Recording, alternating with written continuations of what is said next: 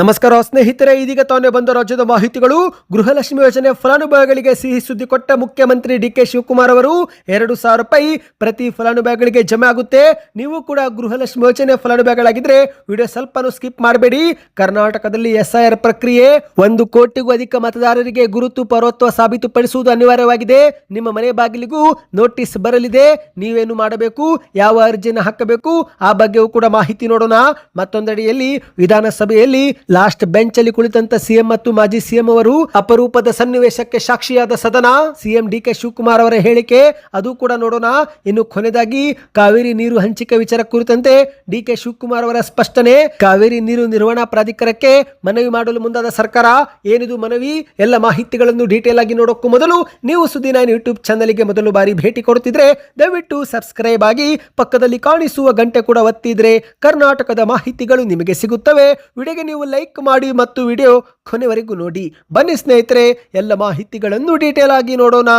ರಾಜ್ಯ ಸರ್ಕಾರದಿಂದ ಗೃಹಲಕ್ಷ್ಮಿ ಯೋಜನೆ ಫಲಾನುಭವಿಗಳಿಗೆ ಸಿಹಿ ಸುದ್ದಿ. ಹೌದು, ಗೃಹಲಕ್ಷ್ಮಿ ಯೋಜನೆಯ ಮುಂದಿನ ಕಂತು ಜಮಾ ಮತ್ತು ಯಾರಿಗೆ ಜಮಾ ಆಗುತ್ತೆ ಎನ್ನುವ ಬಗ್ಗೆ ಮುಖ್ಯಮಂತ್ರಿ ಡಿ ಕೆ ಶಿವಕುಮಾರ್ ಅವರು ಬಿಗ್ ಅಪ್ಡೇಟ್ ಕೊಟ್ಟಿದ್ದಾರೆ. ಹೌದು, ನಿಮಗೆ ಗೊತ್ತಿರುವಂತೆ ಕಾಂಗ್ರೆಸ್ ಸರ್ಕಾರ ಗ್ಯಾರಂಟಿ ಯೋಜನೆಗಳ ಮರುಪರಿಶೀಲನೆಗೆ ಮುಂದಾಗಿದೆ. ಈಗಾಗಲೇ ಗೃಹ ಜ್ಯೋತಿ ಯೋಜನೆಯ ಮರುಪರಿಶೀಲನೆ ಪ್ರಕ್ರಿಯೆ ಶುರುವಾಗಿದ್ದು, ಇದೇ ಮಧ್ಯೆ ಸರ್ಕಾರ ಗೃಹಲಕ್ಷ್ಮಿ ಯೋಜನೆಯ ಮರುಪರಿಶೀಲನೆಗೂ ಕೂಡ ಮುಂದಾಗಿದೆ.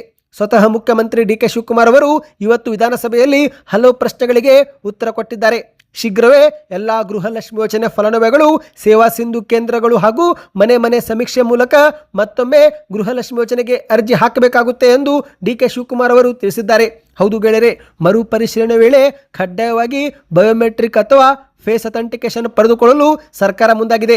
ಇದಕ್ಕಾಗಿಯೇ EDCS ಎಂಬ ಒಂದು ಸಂಸ್ಥೆ ಮೂಲಕ ಮೊಬೈಲ್ ಮತ್ತು ವೆಬ್ ಅಪ್ಲಿಕೇಶನ್ ಅಭಿವೃದ್ಧಿಪಡಿಸಲಾಗುತ್ತಿದ್ದು, ಶೀಘ್ರವೇ ಈ ಒಂದು ಅಪ್ಲಿಕೇಶನ್ಗಳು ಚಾಲನೆ ಕೊಡುತ್ತವೆ ಎಂದು ಸಿಎಂ ಡಿ ಕೆ ಶಿವಕುಮಾರ್ ಅವರು ಮಾಹಿತಿ ನೀಡಿದ್ದಾರೆ. ಅಂದರೆ ಸ್ನೇಹಿತರೆ, ಎಲ್ಲ ಫಲಾನುಭವಿಗಳು ಅತಿ ಸುಲಭವಾಗಿ ಮತ್ತು ಅತಿ ಸಮಯದಲ್ಲಿ ಈ ಒಂದು ಮರುಪರಿಶೀಲನೆ ಅರ್ಜಿಯನ್ನು ಹಾಕಬಹುದಾಗಿದೆ. ಹೌದು, ಮೊಬೈಲ್ ಮೂಲಕವೇ ಈ ಒಂದು ಅರ್ಜಿ ಸಲ್ಲಿಕೆ ಮಾಡುವಂತ ಅವಕಾಶ ಕಲ್ಪಿಸಲಾಗುವುದು ಎಂದು ಸಿಎಂ ಅವರು ಹೇಳಿಕೆ ಕೊಟ್ಟಿದ್ದಾರೆ. ಅಂದಹಾಗೆ ಸ್ನೇಹಿತರೆ, ಇದೇ ಮಧ್ಯೆ ಸಿಎಂ ಡಿ ಕೆ ಶಿವಕುಮಾರ್ ಅವರು ಗೃಹಲಕ್ಷ್ಮಿ ಯೋಜನೆ ಅಡಿಯಲ್ಲಿ ಇದುವರೆಗೆ 32 ಕಂತು ಹಾಕಿರುವುದಾಗಿ ವಿಧಾನಸಭೆಯಲ್ಲಿ ಮಾಹಿತಿ ಕೊಟ್ಟಿದ್ದಾರೆ. ಗೃಹಲಕ್ಷ್ಮಿ ಯೋಜನೆ ಜಾರಿಗೆ ಆದಾಗಲಿಂದ ಇದುವರೆಗೆ 76,951 ಕೋಟಿ ರೂಪಾಯಿ ಹಣ ಮಹಿಳೆಯರ ಬ್ಯಾಂಕ್ ಖಾತೆಗೆ ಜಮೆ ಮಾಡಲಾಗಿದೆ. ಒಟ್ಟು ರಾಜ್ಯದ 1,24,48,000 ಫಲಾನುಭವಿಗಳಿಗೆ 32 ಕಂತುಗಳಲ್ಲಿ ತಲಾ 2,000 ರೂಪಾಯಿಯಂತೆ DBT ಮೂಲಕ ಜಮೆ ಮಾಡಲಾಗಿದೆ ಎಂದು ಡಿ ಕೆ ಶಿವಕುಮಾರ್ ಅವರು ತಿಳಿಸಿದ್ದಾರೆ. ನಿಮ್ಮ ಬ್ಯಾಂಕ್ ಖಾತೆಗೂ 32ನೇ ಕಂತಿನವರೆಗೆ ಹಣ ಜಮಾವಾಗಿದೆಯಾ? ಕಮೆಂಟ್ ಮಾಡಿ. ಅಂದಹಾಗೆ ಸ್ನೇಹಿತರೆ, ಸರ್ಕಾರ ಇನ್ನು ಮುಂದೆ ಮೃತಪಟ್ಟ ಫಲಾನುಭವಿಗಳಿಗೆ ಹಣವನ್ನು ಹಾಕುವುದನ್ನು ತಡೆಗಟ್ಟಲು ಒಂದು ಹೊಸ ಮಾರ್ಗಸೂಚಿ ಕೂಡ ಸಿದ್ಧಪಡಿಸುತ್ತಿದೆ. ಹೌದು, ಇನ್ನು ಮುಂದೆ ಜನ್ಮ ತಂತ್ರಾಂಶ ಮೂಲಕವೇ ಪರಿಶೀಲನೆ ಮಾಡಿದ ಬಳಿಕವೇ ಗೃಹಲಕ್ಷ್ಮಿ ಯೋಜನೆ ಹಣವನ್ನು ಹಾಕಲಾಗುತ್ತೆ. ಇದಕ್ಕಾಗಿಯೇ ಮಹಿಳಾ ಮತ್ತು ಮಕ್ಕಳ ಕಲ್ಯಾಣ ಇಲಾಖೆ ಸಿದ್ಧತೆ ನಡೆಸುತ್ತಿದೆ ಎಂದು ಕೂಡ ಹೇಳಲಾಗಿದೆ. ಮಾಹಿತಿಯ ಪ್ರಕಾರ ಕಲಬುರಗಿ ಜಿಲ್ಲೆಯೊಂದರಲ್ಲೇ ಮೃತ ಫಲಾನುಭವಿಗಳ ಬ್ಯಾಂಕ್ ಖಾತೆಗೆ ಜಮಾ ಆಗಿದ್ದಂತ 2.14 ಕೋಟಿ ರೂಪಾಯಿ ಹಣವನ್ನು ಸರ್ಕಾರ ಈಗ ವಾಪಸ್ ಪಡೆದುಕೊಂಡಿರುವುದು ವರದಿಯಾಗಿದೆ. ಬನ್ನಿ ಸ್ನೇಹಿತರೆ, ಎರಡನೇ ಮಾಹಿತಿಗೆ ಹೋಗೋಣ. ರಾಜ್ಯಾದ್ಯಂತ ಈಗಾಗಲೇ ಮನೆ ಮನೆಗೆ ಭೇಟಿ ನೀಡಿ SIR ಮಾಡುತ್ತಿರುವ BLOಗಳು ಸದ್ಯ ದಾಖಲೆಗಳ ಪರಿಶೀಲನಾ ಪ್ರಕ್ರಿಯೆಯನ್ನು ಆರಂಭ ಮಾಡಿದ್ದಾರೆ. ಆದರೆ ಇದೇ ಒಂದು ಪರಿಶೀಲನೆ ವೇಳೆ ಹಲವು ದೋಷಗಳು ಕಂಡು ಬಂದಿವೆ. ಹೌದು ಗೆಳೆಯರೆ, ರಾಜ್ಯಾದ್ಯಂತ 43 ಲಕ್ಷಕ್ಕೂ ಅಧಿಕ ಜನರಿಗೆ QR ಕೋಡ್ ಇರುವ ನೋಟಿಸನ್ನು ಈಗ ನೇರವಾಗಿ ಮನೆಗಳಿಗೆ ತಲುಪಿಸಲಾಗುತ್ತಿದೆ. ಈ ಒಂದು ನೋಟಿಸ್ ಪಡೆದುಕೊಂಡವರು ಮತ್ತೊಮ್ಮೆ ಸೂಕ್ತ ದಾಖಲೆಗಳನ್ನು ಆನ್ಲೈನ್ ಮೂಲಕ ಅಪ್ಲೋಡ್ ಮಾಡುವುದು ಅನಿವಾರ್ಯವಾಗಿದೆ. ಹೌದು, ಈ ಒಂದು ಹಿಂದೆ SIR ಫಾರಂ ಸಲ್ಲಿಕೆ ಮಾಡಿದವರ ಒಂದು ಕೆಲ ಮಾಹಿತಿಗಳು ಏರುಪೇರು ಆಗಿವೆ. ಅಂದರೆ ಸ್ನೇಹಿತರೆ, SIR ಪರಿಶೀಲನೆಯಲ್ಲಿ 23 ಲಕ್ಷ ಮತದಾರರ ವಿವರಗಳು 2002ರ ಮತದಾರರ ಪಟ್ಟಿಯೊಂದಿಗೆ ಮ್ಯಾಪಿಂಗ್ ಆಗಿಲ್ಲ.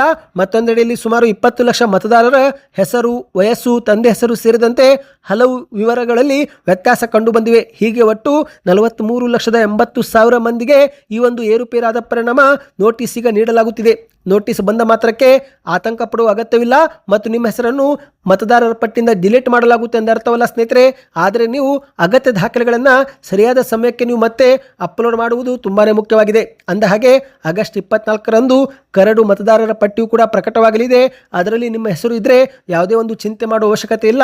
ಆದರೆ ಒಂದೊಮ್ಮೆ ನಿಮ್ಮ ಹೆಸರಲ್ಲಿ ಇಲ್ಲವೆಂದರೆ ಆಗ ನೀವು ಅಕ್ಟೋಬರ್ 22ರ ಒಳಗೆ ಮತ್ತೊಮ್ಮೆ ದಾಖಲೆಗಳನ್ನು ಸಲ್ಲಿಕೆ ಮಾಡಬೇಕಾಗುತ್ತೆ. ಹೌದು, ಬೂತ್ ಮಟ್ಟದ ಅಧಿಕಾರಿಗಳು ಅಂದರೆ BLO ಅಧಿಕಾರಿಗಳು ಮತದಾರರ ಮನೆಗೆ ಭೇಟಿ ನೀಡಿ ಈ ಒಂದು ನೋಟಿಸ್ ಕೂಡ ನೀಡಲಿದ್ದಾರೆ. ನೀವು QR ಕೋಡ್ ಸ್ಕ್ಯಾನ್ ಮಾಡುವ ಮೂಲಕ ಅಗತ್ಯ ದಾಖಲೆಗಳನ್ನು ಮತ್ತೊಮ್ಮೆ ಆನ್ಲೈನ್ ಮೂಲಕ ಸಲ್ಲಿಕೆ ಮಾಡಬಹುದು. ಇಲ್ಲವೆಂದರೆ ಸ್ನೇಹಿತರೆ, BLOಗಳಿಗಿನ ಮತ್ತೆ ಭೇಟಿಯಾಗಿ ಆಫ್ಲೈನ್ ಮೂಲಕ ಕೂಡ ದಾಖಲೆ ಸಲ್ಲಿಕೆ ಮಾಡಬಹುದಾಗಿದೆ. ಅಂದಹಾಗೆ ಸ್ನೇಹಿತರೆ, ಮಾಹಿತಿಯ ಪ್ರಕಾರ ಕರ್ನಾಟಕ ಒಂದರಲ್ಲಿ ಈಗಾಗಲೇ 1 ಕೋಟಿಗೂ ಅಧಿಕ ಮತದಾರರನ್ನು ಅನರ್ಹರು ಎಂದು ಗುರುತು ಮಾಡಲಾಗಿದೆ. ಹೌದು, ASDDO ಎನ್ನುವ ಪಟ್ಟಿ ಈಗ ಒಂದು ಬಿಡುಗಡೆ ಮಾಡಲಾಗಿದೆ. ASDDO ಅಂದರೆ ಆಬ್ಸೆಂಟ್, ಶಿಫ್ಟೆಡ್, ಡೆಡ್, ಡುಪ್ಲಿಕೇಟ್ ಮತ್ತು ಅದರ್ಸ್ ಇಂತಹ ಒಂದು ಪಟ್ಟಿ ಬಿಡುಗಡೆ ಮಾಡಲಾಗಿದ್ದು, ಈ ಒಂದು ಪಟ್ಟಿಯಲ್ಲಿ ಸೇರಿರುವವರಿಗೆ ಶಾಕ್ ಅಂತಲೇ ಹೇಳ್ಬೋದು. ಯಾಕಂದರೆ ಸ್ನೇಹಿತರೆ, ಈ ಒಂದು ಪಟ್ಟಿಯಲ್ಲಿ ನಿಮ್ಮ ಹೆಸರು ಇದ್ದರೆ ಮುಂದಿನ ದಿನಗಳಲ್ಲಿ ನಿಮಗೆ ಮತದಾನದ ಹಕ್ಕು ಸಿಗೋದಿಲ್ಲ. ಅಂದರೆ ಯಾರು ಕರ್ನಾಟಕದಿಂದ ಬೇರೆ ಕಡೆಗೆ ಸ್ಥಳಾಂತರಗೊಂಡಿದ್ದಾರೋ, ಮೃತಪಟ್ಟಿದ್ದಾರೋ, SR ಪ್ರಕ್ರಿಯೆಯಲ್ಲಿ ಗೈರು ಆಗಿದ್ದಾರೋ ಅಂಥವರ ಒಂದು ಪಟ್ಟಿ ರೆಡಿ ಮಾಡಲಾಗಿದೆ. 1 ಕೋಟಿಗೂ ಅಧಿಕ ಜನರ ಹೆಸರನ್ನು ಈ ಒಂದು ಪಟ್ಟಿಗೆ ಸೇರ್ಪಡೆ ಮಾಡಲಾಗಿದೆ. ಈ ಒಂದು ಪಟ್ಟಿಯಲ್ಲಿ ನಿಮ್ಮ ಹೆಸರು ಇದ್ದರೆ ಆಗ ನೀವು ಮತ್ತೆ BLOಗಳಿಗೆ ಭೇಟಿ ನೀಡಿ ಫಾರ್ಮ್ 6 ಅನ್ನು ಸಲ್ಲಿಕೆ ಮಾಡಬೇಕು. ಆಗ ಮಾತ್ರ ನೀವು ಮತ್ತೆ ಮತದಾನದ ಹಕ್ಕನ್ನು ಪಡೆದುಕೊಳ್ಳಲು ಸಾಧ್ಯವಾಗುತ್ತೆ. ಈ ಬಗ್ಗೆ ಇನ್ನಷ್ಟು ಮಾಹಿತಿ ಬೇಕಂದರೆ ಕಮೆಂಟ್ನಲ್ಲಿ SIR ಪ್ರಕ್ರಿಯೆ ಎಂದು ಕಮೆಂಟ್ ಮಾಡಿ ಸ್ನೇಹಿತರೆ. ಬನ್ನಿ ಮತ್ತೊಂದು ಮಾಹಿತಿಗೆ ಹೋಗೋಣ. ಕರ್ನಾಟಕದ ವಿಧಾನಸಭೆಯಲ್ಲಿ ಕಳೆದ 5 ದಿನಗಳಿಂದ ಸಚಿವ ಬಿ ನಾಗೇಂದ್ರ ಅವರ ರಾಜೀನಾಮೆಗೆ ಆಗ್ರಹಿಸಿ JDS ಮತ್ತು ಬಿಜೆಪಿ ಶಾಸಕರು ಪ್ರತಿದಿನ ಪ್ರತಿಭಟನೆ ಮಾಡುತ್ತಲೇ ಬಂದಿದ್ದಾರೆ. ಈ ಒಂದು ಗದ್ದಲದ ನಡುವೆಯೂ ಕೂಡ ಇವತ್ತು ವಿಧಾನಸಭೆಯಲ್ಲಿ ಇಂದು ಅಪರೂಪದ ಘಟನೆಗೆ ಎಲ್ಲರೂ ಕೂಡ ಸಾಕ್ಷಿಯಾಗಿದ್ದಾರೆ. ಹೌದು ಗೆಳೆಯರೆ, ಸಾಮಾನ್ಯವಾಗಿ ವಿಧಾನಸಭೆಯಲ್ಲಿ ಮೊದಲ ಸಾಲಿನ ಮೊದಲ ಕುರ್ಚಿಯಲ್ಲಿ CM ಆದವರು ಆಸೀನರಾಗುತ್ತಾರೆ. ಆದರೆ ಇಂದು CM DK ಶಿವಕುಮಾರ್ ಅವರು ಕೊನೆಯ ಸ್ಥಾನದಲ್ಲಿ ಆಸೀನರಾಗುವ ಮೂಲಕ ಎಲ್ಲರ ಗಮನವನ್ನ ಸೆಳೆದಿದ್ದಾರೆ. ಹೌದು ಗೆಳೆಯರೆ, ತಮ್ಮ CM ಸ್ಥಾನಕ್ಕೆ ರಾಜೀನಾಮೆ ನೀಡಿದಂತ ಮಾಜಿ CM ಸಿದ್ದರಾಮಯ್ಯರು ಅಧಿವೇಶನದ ಕೊನೆಯ ಸ್ಥಾನದಲ್ಲಿ ಆಸೀನರಾಗುತ್ತಿದ್ದು, ಇಂದು ಕೂಡ ಸದನಕ್ಕೆ ಆಗಮಿಸಿದಂತ ಸಿದ್ದರಾಮಯ್ಯರು ಮತ್ತೆ ಸಾಮಾನ್ಯವಾಗಿ ಕೊನೆಯ ಸೀಟಿನಲ್ಲಿ ಆಸೀನರಾಗಿದ್ದಾರೆ. ಇದನ್ನು ಗಮನಿಸಿದಂತ CM DK ಶಿವಕುಮಾರ್ ಅವರು ತಮ್ಮ ಮೊದಲ ಸ್ಥಾನವನ್ನ ಬಿಟ್ಟು ಸಿದ್ದರಾಮಯ್ಯರ ಪಕ್ಕದಲ್ಲೇ ಕುಳಿತು ಇಂದು ಎಲ್ಲರ ಒಂದು ಗಮನವನ್ನ ಸೆಳೆದಿದ್ದಾರೆ. ಹೌದು ಗೆಳೆಯರೆ, ಈ ಒಂದು ಸನ್ನಿವೇಶ ಸದನದಲ್ಲಿದ್ದಂತ ಪ್ರತಿಯೊಬ್ಬರ ಗಮನ ಸೆಳೆದಿದೆ ಮತ್ತು ನಮ್ಮಲ್ಲಿ ಒಗ್ಗಟ್ಟಿದೆ, ಯಾವುದೇ ಕಾರಣಕ್ಕೂ ನಾವು ಮುನಿಸಿಕೊಂಡಿಲ್ಲ ಎನ್ನುವ ಸಂದೇಶವನ್ನು ಕೂಡ ರವಾನಿಸಲಾಗಿದೆ. ಇದು ಪ್ರತಿಪಕ್ಷದವರು ನಡೆಸುತ್ತಿರುವ ಪ್ರತಿಭಟನೆಗೆ ಮತ್ತಷ್ಟು ಕಿಚ್ಚು ಹೆಚ್ಚಿಸುವಂತೆಯೂ ಕೂಡ ಮಾಡಿದೆ. ಹೌದು ಗೆಳೆಯರೆ, ವಿಧಾನಸಭೆಯಲ್ಲಿ ಈಗಾಗಲೇ ವಾಲ್ಮೀಕಿ ಹಗರಣದಲ್ಲಿ ಆರೋಪಿಯಾಗಿರುವ ನಾಗೇಂದ್ರ ಅವರ ರಾಜೀನಾಮೆ ಒತ್ತಾಯಿಸಿ ಪ್ರತಿಭಟನೆ ಮಾಡಲಾಗುತ್ತಿದೆ. ಇಂತಹ ಒಂದು ಪ್ರತಿಭಟನೆ ಮಧ್ಯೆ CM ಮತ್ತು ಮಾಜಿ CM ಒಗ್ಗಟ್ಟು ಪ್ರದರ್ಶನ ಮಾಡಿದ್ದಾರೆ.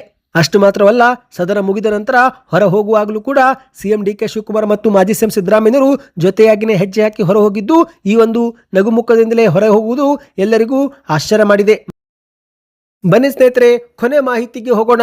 ಇದೀಗ ಕಾವೇರಿ ನೀರು ಹಂಚಿಕೆ ವಿಚಾರ ಕುರಿತಂತೆ CM DK ಶಿವಕುಮಾರ್ ಅವರು ಕಾವೇರಿ ನೀರು ನಿರ್ವಹಣಾ ಪ್ರಾಧಿಕಾರಕ್ಕೆ ಮನವಿ ಮಾಡುವುದಾಗಿ ಮಾಧ್ಯಮಗಳ ಮುಂದೆ ಹೇಳಿಕೆ ಕೊಟ್ಟಿದ್ದಾರೆ. ಹೌದು, ಕರ್ನಾಟಕದಲ್ಲಿ ಸದ್ಯ ಮಳೆ ಕೊರತೆ ಹಾಗೂ ಜಲಾಶಯಗಳ ಒಳಹರಿವು ಕುಸಿದಿರುವ ಕಾರಣ ತಮಿಳುನಾಡಿಗೆ ಪ್ರತಿದಿನ 12,000 ಕ್ಯೂಸೆಕ್ ಕಾವೇರಿ ನೀರು ನೀಡುವ ಬದಲು 6,000 ಕಾವೇರಿ ಕ್ಯೂಸೆಕ್ ನೀರು ಬಿಡುವಂತೆ ನಾವು ಕಾವೇರಿ ನೀರು ನಿರ್ವಹಣಾ ಪ್ರಾಧಿಕಾರಕ್ಕೆ ಮನವಿ ಮಾಡುವುದಾಗಿ CM ಅವರು ಹೇಳಿದ್ದಾರೆ. ಹೌದು ಗೆಳೆಯರೆ, ಇದೀಗ ನೆರೆ ರಾಜ್ಯ ತಮಿಳುನಾಡಿಗೆ ಪ್ರತಿದಿನ 12,000 ಕ್ಯೂಸೆಕ್ ಕಾವೇರಿ ನೀರು ಬಿಡುವಂತೆ ನಮಗೆ ಕಾವೇರಿ ನೀರು ನಿರ್ವಹಣಾ ಪ್ರಾಧಿಕಾರ ಆದೇಶ ನೀಡಿದೆ. ಈ ಒಂದು ಆದೇಶಕ್ಕೆ ಕರ್ನಾಟಕ ರಾಜ್ಯ ಸರ್ಕಾರ ತೀವ್ರ ವಿರೋಧ ವ್ಯಕ್ತಪಡಿಸಿದೆ. ಅದಕ್ಕಾಗಿಯೇ 12,000 ಕ್ಯೂಸೆಕ್ ನೀರು ಬದಲು 6,000 ಕ್ಯೂಸೆಕ್ ನೀರು ಬಿಡಲು ಅವಕಾಶ ನೀಡುವಂತೆ ಕರ್ನಾಟಕ ಈಗ ಮನವಿ ಸಲ್ಲಿಕೆ ಮಾಡಲಿದೆ. ಯಾಕಂದರೆ ಕರ್ನಾಟಕದಲ್ಲಿ ಮುಂಗಾರು ದುರ್ಬಲವಾಗಿದ್ದು ಜಲಾಶಯಗಳ ಒಳಹರಿವಿನಲ್ಲೂ ಕೂಡ 47% ಕೊರತೆಯಾಗಿದೆ. ಹಾಗಾಗಿ ಈ ಒಂದು ಮನವಿಯನ್ನು ಸಲ್ಲಿಕೆ ಮಾಡಲಾಗುವುದು ಎಂದು ಹೇಳಲಾಗ್ತಾ ಇದೆ. ಆಗಸ್ಟ್ 18ರ ವೇಳೆಗೆ ಕಾವೇರಿ ಜಲಾನಯನ ಪ್ರದೇಶದ ಪ್ರಮುಖ ಜಲಾಶಯಗಳಲ್ಲಿ ಒಟ್ಟು 77 TMC ನೀರು ಮಾತ್ರ ಸಂಗ್ರಹವಿದೆ. 155 TMC ನೀರಿನ ಅಗತ್ಯವಿದ್ದು ನಮಗೇನೆ ಅರ್ಧದಷ್ಟು ಇಲ್ಲ. ಹಾಗಾಗಿ ಈ ಸಮಯದಲ್ಲಿ 12,000 ಕ್ಯೂಸೆಕ್ ನೀರು ತಮಿಳುನಾಡಿಗೆ ಬಿಡಲು ಸಾಧ್ಯವಿಲ್ಲ ಎನ್ನುವ ಮನವಿಯನ್ನು ಕಾವೇರಿ ನೀರು ನಿರ್ವಹಣಾ ಪ್ರಾಧಿಕಾರ ಮುಂದೆ ಕರ್ನಾಟಕ ಸರ್ಕಾರ ಇಡಲಿದೆ ಸ್ನೇಹಿತರೆ. ಮತ್ತು ಇದೇ ರೀತಿ KRS ಜಲಾಶಯದಲ್ಲೂ 45 TMC ಸಾಮರ್ಥ್ಯವಿದ್ದರೂ ನಮಗೆ ನೀರು ಮಾತ್ರ 26 TMC ಮಾತ್ರ ಉಳಿದಿದೆ. ಇಲ್ಲಿಯೂ ಕೂಡ 50% ನೀರು ನಮಗೆ ಇಲ್ಲ. ಹಾಗಾಗಿ ಕರ್ನಾಟಕ ಈ ಒಂದು ಸಮಯದಲ್ಲಿ ತಮಿಳುನಾಡಿಗೆ ನೀರು ಬಿಡಲು ಸಾಧ್ಯ ಇಲ್ಲ ಎನ್ನುವ ಸಂದೇಶವನ್ನು ರವಾನಿಸಲಿದೆ ಸ್ನೇಹಿತರೆ. ಈ ಬಗ್ಗೆ ನಿಮ್ಮ ಅನಿಸಿಕೆಯನ್ನು ಕಮೆಂಟ್ ಮಾಡಿ. ಈ ಎಲ್ಲ ಮಾಹಿತಿಗಳು ನಿಮಗೆ ಇಷ್ಟವಾಗಿದ್ದರೆ ಚಾನಲ್ಗೆ ಸಬ್ಸ್ಕ್ರೈಬ್ ಮಾಡ್ಕೊಳ್ತಾ ವಿಡಿಯೋನ ಲೈಕ್ ಮತ್ತು ಶೇರ್ ಮಾಡಿ.